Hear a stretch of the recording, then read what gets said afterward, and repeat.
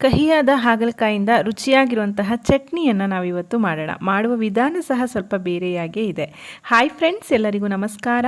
Welcome to ಸಂತೃಪ್ತಿ kitchen. ಇದನ್ನು ಮಾಡೋದಕ್ಕೆ ನಾನು ಒಂದು ಹಾಗಲಕಾಯಿನ ತೊಗೊಂಡಿದ್ದೀನಿ. ಹಸಿರು ಹಾಗಲಕಾಯಿ ಸಾಮಾನ್ಯವಾಗಿ ಎಲ್ಲರಿಗೂ ಗೊತ್ತಿರುತ್ತೆ. ಇದನ್ನು ಚೆನ್ನಾಗಿ ತೊಳೆದು 2 ಭಾಗವನ್ನಾಗಿ ಮಾಡ್ಕೊತೇನೆ. ಈ ಹಾಗಲಕಾಯಿನ ನಾನು ಸುಟ್ಟಿ ಮಾಡ್ತಾ ಇರೋದು. ಮೊದಲೆಲ್ಲ ನಮ್ಮ ಅಜ್ಜಿ ಅಮ್ಮ ಎಲ್ಲ ಕೆಂಡದಲ್ಲಿ ಸುಟ್ಟಿ ಮಾಡ್ತಾ ಇದ್ರಂತೆ. ನಮಗೀಗ ಅದು ಸಾಧ್ಯ ಆಗೋದಿಲ್ಲ. ಸೊ ಹಾಗಾಗಿ ನಾನೀಗ ಗ್ಯಾಸ್ ಸ್ಟವ್ನಲ್ಲೇ ಈ ರೀತಿ ಸುಡ್ತಾ ಇದ್ದೀನಿ. ಒಂದು ಚಾಕುವಿನ ಚುಚ್ಕೊಂಡು ಕೈನ ಸಹಾಯದಿಂದ ತಿರುಗಿಸಿ ಪೂರ್ತಿಯಾಗಿ ಕಪ್ಪಾಗಬೇಕು, ಅದು ಬೇಯಬೇಕು, ಅಲ್ಲಿವರೆಗೂ ಸುಡಬೇಕಾಗತ್ತೆ. ಈ ರೀತಿ ಚಾಕುವಿನಲ್ಲಿ ಹೋಲ್ ಮಾಡಿ ಸುಡೋದ್ರಿಂದ ಒಳಗೂ ಸಹ ಬೇಯುತ್ತೆ ಅಂತ ಪೂರ್ತಿಯಾಗಿ ಹಾಗಲಕಾಯಿಲಿ ಬೇಯಬೇಕು. 2 ಹಾಗಲಕಾಯಿಯನ್ನು ಸುಟ್ಟು ಆಗಿದೆ. ಈಗ ಸ್ವಲ್ಪ ತಣ್ಣಗಾದ ಮೇಲೆ ಆ ಮೇಲಿನ ಕರಿಯ ಭಾಗ ಏನಿದೆ ಅದನ್ನು ತೆಕ್ಕೊಳ್ಳೋಣ.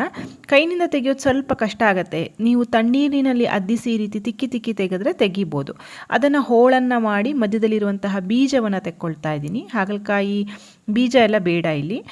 ಸಾಧ್ಯ ಆದಷ್ಟು ಕರಿಯ ಭಾಗವನ್ನು ತೆಗೀರಿ, ಉಳಿದಿದ್ದರೆ ಏನು ತೊಂದರೆ ಆಗಲ್ಲ. ಇಲ್ಲಿ ಪೂರ್ತಿಯಾಗಿ ನೋಡಿ ನಾನು ಈ ರೀತಿ ಮೇಲಿನ ಭಾಗವನ್ನು ತೆಕ್ಕೊಳ್ತಾ ಇದ್ದೀನಿ. ಇದೊಂಥರ ಡಿಫ್ರೆಂಟಾಗಿ ತುಂಬ ರುಚಿಯಾಗಿರುತ್ತೆ ಫ್ರೆಂಡ್ಸ್. ಆ ಹಾಗಲಕಾಯಿಯನ್ನು ಸುಟ್ಟಿ ಮಾಡ್ತಾ ಇರೋದ್ರಿಂದ ಒಂಥರ ಆ ಸ್ಮೋಕಿ ಸ್ಮೆಲ್ ಬರುತ್ತೆ ನಮಗೆ ಹಾಗಲಕಾಯಲ್ಲಿ. ಪೂರ್ತಿಯಾಗಿ ಕರಿಯ ಭಾಗವನ್ನು ಆದಷ್ಟು ತೆಗೆದಿದ್ದೇನೆ. ಈಗ ಈ ಸುಟ್ಟಿದಂತಹ ಹಾಗಲಕಾಯಿಯನ್ನು ಸಣ್ಣದಾಗಿ ಹೋಳು ಮಾಡ್ಕೋತೀನಿ. ಈ ರುಬ್ಲಿಕ್ಕಿದೆ ನಮಗಿದು. ಹೋಳು ಮಾಡೋದ್ರಿಂದ ರುಬ್ಬೋದಕ್ಕೆ ಸಹಾಯ ಆಗುತ್ತೆ ಅಂತ. ಇದು ಕಹಿಯೇ ಆಗೋದಿಲ್ಲ ಅಂತೆಲ್ಲ ನಾನು ಹೇಳಲ್ಲ, ಯಾಕೆಂದರೆ ಹಾಗಲಕಾಯಿ ಆಗಿರೋದ್ರಿಂದ ಸ್ವಲ್ಪ ಕಹಿ ಇರುತ್ತೆ. ಆದರೆ ಆರೋಗ್ಯಕ್ಕೆ ತುಂಬಾ ಒಳ್ಳೆಯದು. ಕಹಿಗೆ ತಕ್ಕಂತೆ ನಾವಿಲ್ಲಿ ಉಪ್ಪು, ಖಾರ, ಹುಳಿ, ಸಿಹಿ ಎಲ್ಲ ಹಾಕಿದ್ರೆ ತುಂಬ ರುಚಿಯಾಗಿರುತ್ತೆ. ಹೋಳು ಮಾಡಿದಂತಹ ಹಾಗಲಕಾಯಿಯನ್ನು ಮಿಕ್ಸರ್ ಜಾರ್ಗೆ ಹಾಕಿ 1 ಕಪ್ಪಿನಷ್ಟು ತೆಂಗಿನಕಾಯಿ ತುರಿಯನ್ನು ಹಾಕ್ತಾಯಿದ್ದೀನಿ. ತೆಂಗಿನಕಾಯಿ ತುರಿಯನ್ನು ಸ್ವಲ್ಪ ಜಾಸ್ತಿ ಹಾಕ್ಕೊಳ್ಳಿ. ಮುರಿದಿರೋಂತಹ ಬ್ಯಾಡಗಿ ಮೆಣಸು 4-5, ಖಾರವನ್ನು ನಿಮ್ಮ ಇಚ್ಛೆಗನುಸಾರವಾಗಿ ಹೆಚ್ಚು ಕಡಿಮೆ ಮಾಡ್ಕೊಳ್ಳಿ. 1 ನೆಲ್ಲಿಕಾಯಿ ಗಾತ್ರದ ಹುಣಸೆ ಹಣ್ಣನ್ನು ಹಾಕ್ತಾಯಿದ್ದೇನೆ. ಮತ್ತು ರುಚಿಗೆ ತಕ್ಕಷ್ಟು ಉಪ್ಪನ್ನು ಹಾಕ್ತಾಯಿದ್ದೇನೆ. ಅರ್ಧ ಚಮಚದಷ್ಟು ಬೆಲ್ಲವನ್ನು ಹಾಕ್ತಾಯಿದ್ದೇನೆ. ಇದು ನಾನು ಆಗಲೇ ಹೇಳಿದಾಗೆ ಸಿಹಿ, ಹುಳಿ, ಖಾರ, ಉಪ್ಪು ಎಲ್ಲ ಹದವಾಗಿರಬೇಕು. ಸ್ವಲ್ಪ ನೀರನ್ನು ಹಾಕಿ ನುಣ್ಣಗೆ ಇದನ್ನು ಹರ್ಕೊಂಬರಬೇಕು. ತರಿಯಾಗಿ ಬೇಡ, ನುಣ್ಣಗೆ ಇದನ್ನು ಹರ್ಕೊಂಡು ಬರೋಣ. ಈಗ ನೋಡಿ ನುಣ್ಣಗೆ ಅರ್ಧ ಆಗಿದೆ. ಈಗ ಒಂದು ಪ್ಲೇಟಿಗೆ ಅಂದರೆ ಒಂದು ಪಾತ್ರೆಗೆ ನಾನು ಟ್ರಾನ್ಸ್ಫರ್ ಮಾಡ್ತಾ ಇದ್ದೇನೆ. ಇದಕ್ಕೆ ನೀವು ನೀರು ಬೇಕಿದ್ರೆ ಸೇರಿಸ್ಕೊಳ್ಳಿ. ನಾನಿಲ್ಲಿ ಗಟ್ಟಿ ಚಟ್ನಿ ಮಾಡ್ತಾ ಇರೋದ್ರಿಂದ ಮತ್ತೆ ನೀರನ್ನು ಸೇರಿಸಿಲ್ಲ, ಗಟ್ಟಿಯಾಗಿ ಇಟ್ಟಿದ್ದೇನೆ. ಈಗ ಇದಕ್ಕೊಂದು ಗಮ್ಮತ್ತಿನ ಒಗ್ಗರಣೆಯನ್ನು ಕೊಡುವ.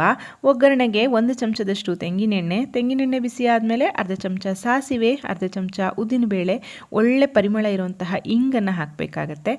ಈ ಚಟ್ನಿಗೆ ನಾವು ಈರುಳ್ಳಿ, ಬೆಳ್ಳುಳ್ಳಿ ಅದನ್ನೆಲ್ಲ ಹಾಕೋದಿಲ್ಲ, ಯಾಕೆಂದರೆ ಈ ಹಾಗಲಕಾಯಿಯ ರುಚಿಯೇ ಹೋಗ್ಬಿಡುತ್ತೆ ಈರುಳ್ಳಿ ಎಲ್ಲ ಸೇರಿಸಿದ್ರೆ. ಹಾಗಾಗಿ ಒಗ್ಗರಣೆ ಚೆನ್ನಾಗಿ ಬಾಡಿದ ನಂತರ ಚಟ್ನಿಗೆ ಕೊಟ್ಟು ಮಿಕ್ಸ್ ಮಾಡಿದ್ರೆ ಸುಟ್ಟು ಮಾಡಿದಂತಹ ಹಾಗಲಕಾಯಿ ಚಟ್ನಿ ತಯಾರಾಯಿತು.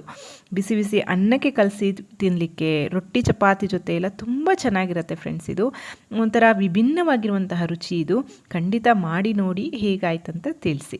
ಅದಕ್ಕೂ ಮುಂಚೆ ನಿಮಗೆ ವಿಡಿಯೋ ಇಷ್ಟ ಆಗಿದರೆ ದಯವಿಟ್ಟು ವಿಡಿಯೋವನ್ನು ಲೈಕ್ ಮಾಡಿ, ನಿಮ್ಮ ಫ್ರೆಂಡ್ಸ್ ಆ್ಯಂಡ್ ಫ್ಯಾಮಿಲಿ ಜೊತೆ ಶೇರ್ ಮಾಡಿ. ಮತ್ತೊಂದು ಅಡುಗೆಯೊಂದಿಗೆ ಮತ್ತೆ ಬರ್ತೇನೆ. ಅಲ್ಲಿವರೆಗೂ ಧನ್ಯವಾದಗಳು. Thank you for watching. Thank you.